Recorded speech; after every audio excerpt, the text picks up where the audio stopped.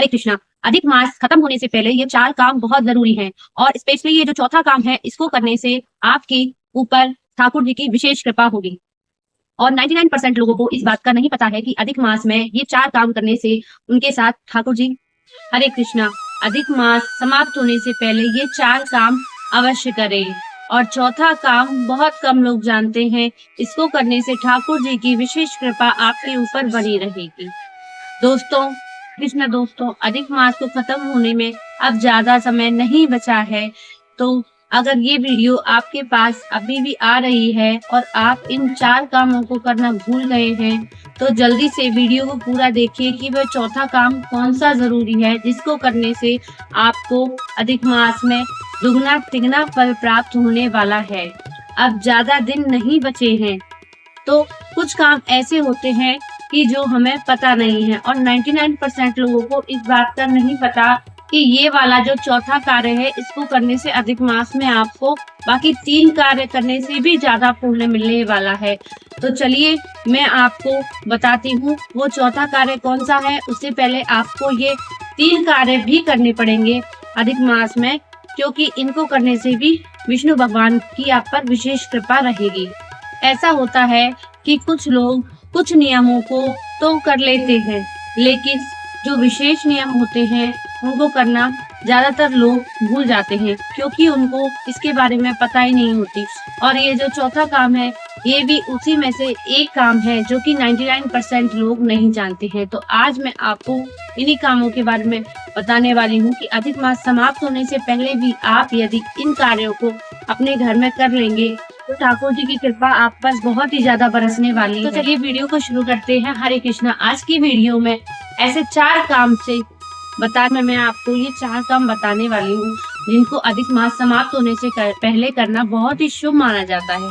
लेकिन ध्यान रहे, चौथा कार्य जो है वो ऐसा है जिसे जानने के बाद आप ये कहेंगे कि काश मुझे ये बात पहले पता होती। अधिक मास बहुत ही महत्वपूर्ण महीना है, 3 साल में एक बार आता है और इस पर आप ठाकुर जी की बहुत ही ज्यादा पूजा पाठ कर सकते हैं। ये पूरा महीना पूजा पाठ के लिए माना जाता है, तो इसमें आप दिन रात सेवा पूजा करिए, उसका फल आपको दुगना तिगना मिलता है। सबसे पहले समझते हैं कि अधिक मास को इतना पवित्र महीना क्यों कहा गया है और इसको भगवान विष्णु ने अपना नाम क्यों दिया। अधिक मास को हम मल मास या फिर पुरुषोत्तम मास भी कहते हैं और इस महीने में बहुत ही ज्यादा भगवान विष्णु की सेवा पूजा की जाती है। और भगवान विष्णु की पूजा करने से आपको पूरे महीने में भगवान विष्णु की कृपा प्राप्त होती है।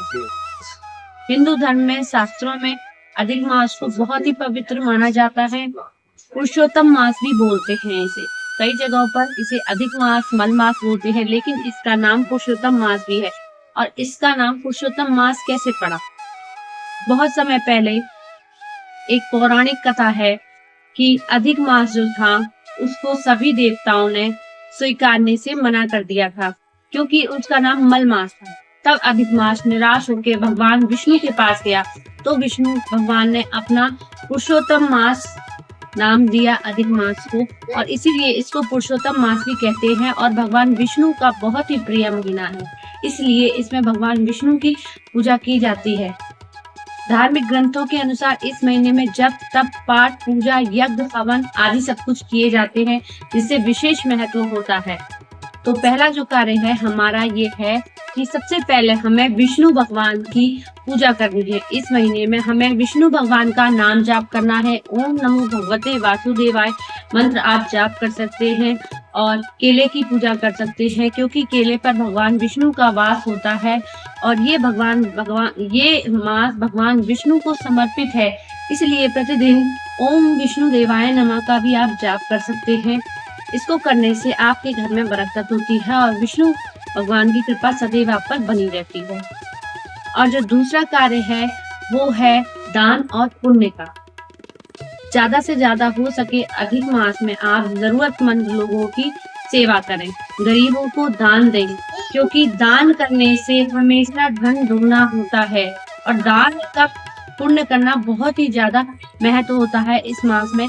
तो ज्यादा से ज्यादा हो सके आप गरीबों की सहायता करें, और कुछ नहीं हो सके तो आप जो जल की सेवा है, आप जल की सेवा करें लोगों को। आप सामर्थ्य के अनुसार, अपनी सामर्थ्य के अनुसार आप लोगों की सहायता कर सकते हैं, और आप गौ सेवा भी कर सकते हैं। गौ सेवा करने से इस मास में बहुत ही ज्यादा पुण्य मिलता है। अब मैं आपको तीसरा काम बताने वाली हूँ, और उसके बाद आपको जो चौथा काम मैं बताऊंगी वो बहुत ही ज्यादा उपयोगी है आपके लिए। और वो चौथा कार्य ऐसा है जो अभी तक आपने कहीं सुना नहीं होगा, उस काम को मैं आपको बताने वाली हूँ।